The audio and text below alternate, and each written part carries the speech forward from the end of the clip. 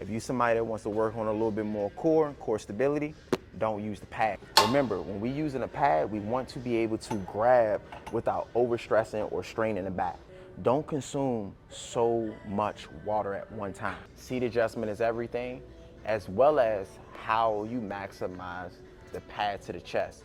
You do want the pad on the chest, but you don't want it this far. So for example, if you can tell I can't grab this, that means the pad is a little too far for me. So what I would do is I would adjust it.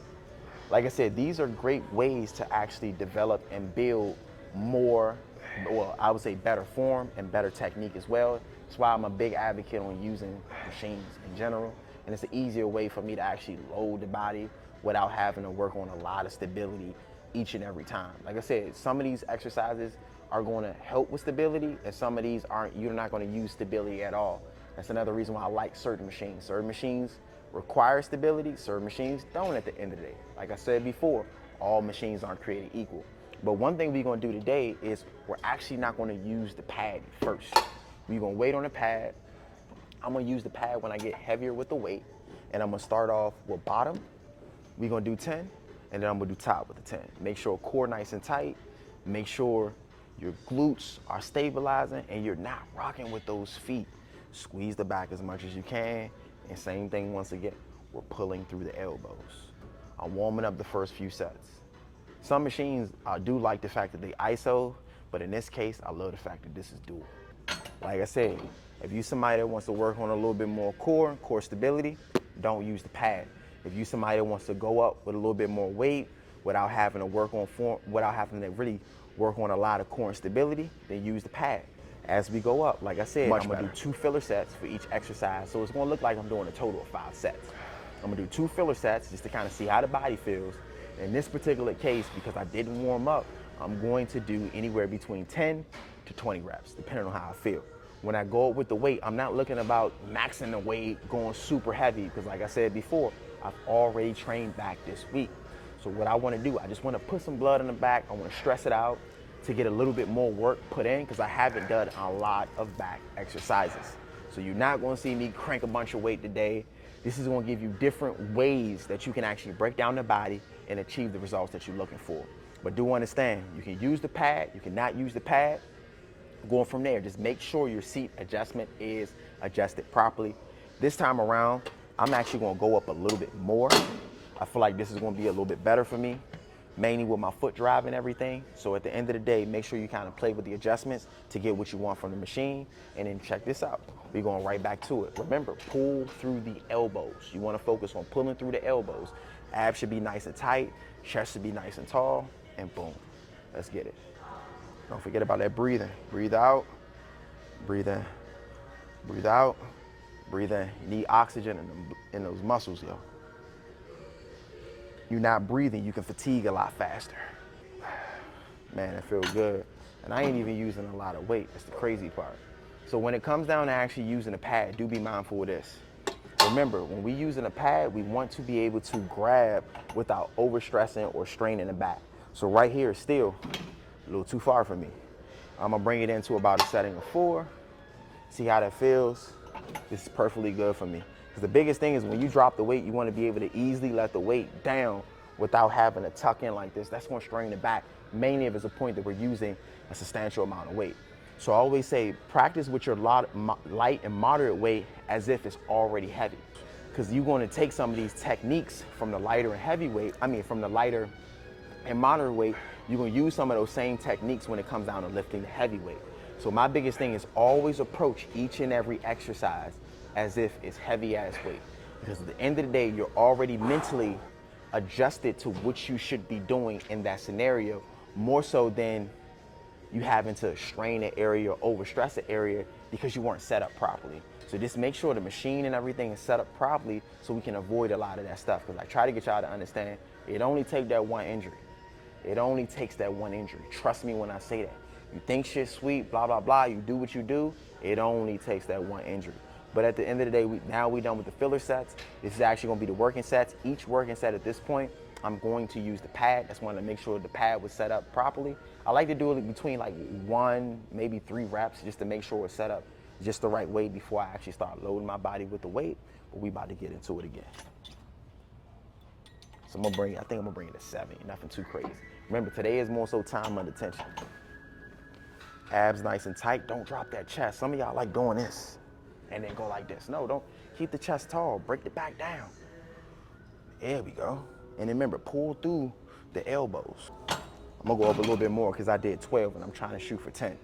So if you have a rep range that says 3 sets of 10, do me a favor, try to make sure the weight is applicable to 10. Not meaning that you should be able to do 15, you should be able to do 20. If you're able to do 12, that's just an indicator that you should increase the weight a little bit, but be careful with increasing the weight a little too much, because now you can put yourself in a position of only doing 8, mainly if the recommended was 10. So do be mindful of that, because everybody's endurance is built different.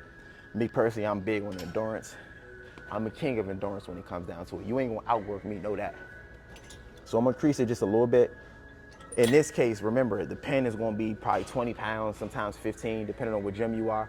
My favorite, which is the funniest, is when you get the machines that say 1, 2, 3, 4, because those weights are significantly different at the end of the day. So if you got a gym and you notice that with the plates it says 1, 2, 3, 4, be very careful when you go to 5. 5 is generally like 100 or something like that. So just be mindful of those little things. I try to get y'all to understand that each and every machine is built different. Every machine is not the same. It's not gonna give you the same feel. That's why the brands are different. This is a Lifetime machine, so it's not too bad. The basic machine, something that's generally like at all types of gyms. But if you know, you know. My favorite machine of all times is without a doubt Hoist. I love how it's easy for you to be able to keep tension in the muscle while you're training without having to worry about straining ligaments, tendons, and joints. Because the objective is, while it rocks, it helps assist to keep the tension in the muscle so you can really break it down the way that you want. I told y'all, if you watched my last video, leg extensions is one of my favorite machines to actually load weight on without having to worry about unnecessary tension on the patella and on the knee itself when you're actually doing leg extensions. Because remember, the knee is vulnerable in that particular motion. That's another reason why I'll tell y'all, keep it real light. But we're gonna talk about that another day. Let's get back to it. So one thing, if you've noticed, within this last 2 months, I've been keeping it fairly light. I haven't been using a lot of belts or anything to that nature. But do make sure, if you're somebody that's going super heavy with the weight and you're a little conscious about lower back safety, also do understand that when you're wearing a belt, the beautiful thing about a belt is it actually helps keep the tension and make sure you stabilize the core at the end of the day. So belt does serve a couple different purposes. But make sure you adding some of this gearing, mainly if you're somebody that's training at an intense level. It's okay to use wrist wraps. It's okay to use straps to load a little bit more weight when it comes down to the forearms giving out. It's okay to wear belts, but you shouldn't use this on an everyday scenario. This is another reason why I say sometimes kind of scale back from all of that stuff. I haven't used any of that stuff in about 2 months now. So when I actually start getting into the peak of me lifting a lot heavier, mainly when my body is able to consume a little bit more food, because I've trained my body to kind of not eat as much right now. I told you I scale back a lot. Like right now, believe it or not, man, I'm 158. I'm 158. We only eating twice a day. We focusing on hydration like crazy. I'm big on a smoothie a day. We do a green smoothie. Then we do a fruit-based smoothie every day. And then going from there is just eating twice. And then going from there is making sure I'm hydrated throughout the day, not consuming so much water at one time. A lot of y'all need to stop that. Don't consume so much water at one time. So if you're somebody that has a gallon of water and you wake up at 6 o'clock and then you crush your gallon of water by 10 o'clock, do understand you really just gonna piss a lot of that water out. The body didn't have enough time to actually absorb it. So make sure you're spacing out your water intake. What I like to do is every hour, like a bottle of water, maybe 2 bottles of water. Before you know it, you'll be able to knock out your 10 to 12 bottles of water, mainly if you're somebody that's struggling with water, with ease. Space it out, don't overconsume so much in one time. And a great way to know if you're overconsuming water is the indicator of your urine, the color. If it's clear, 9 out of 10, you're just pissing out water in reality. If it's a little yellow, you're moving in the right direction. If it's a point that is extremely yellow, do understand you need to hydrate your body. So do be aware of that, because hydration is very key when it comes down to training. A lot of y'all like coming into these workouts dehydrated, not understanding that you being dehydrated, once again, increases the chance of you being injured. So make sure you're properly hydrating the body so that way you can maximize your results and you can reduce the chance of you being fatigued or you're fatiguing yourself when it comes down to tackle a lot of these exercises. Like I said, a lot of y'all love coming in here doing that, and I don't recommend it at all. You feel me? I don't recommend that. But let's get back to it. Remember, we ain't crazy heavy with the weight. Right now, we're at 140. That's what we're gonna cap out at. This is gonna be the last set on this. Coming right here. Remember, chest nice and tall. Make sure you grip as tight as you can. Your foot placement should be nice and solid. And pull. Whew, that felt good. Only needed 10, we're gonna leave it at that. Now we're moving on to the next.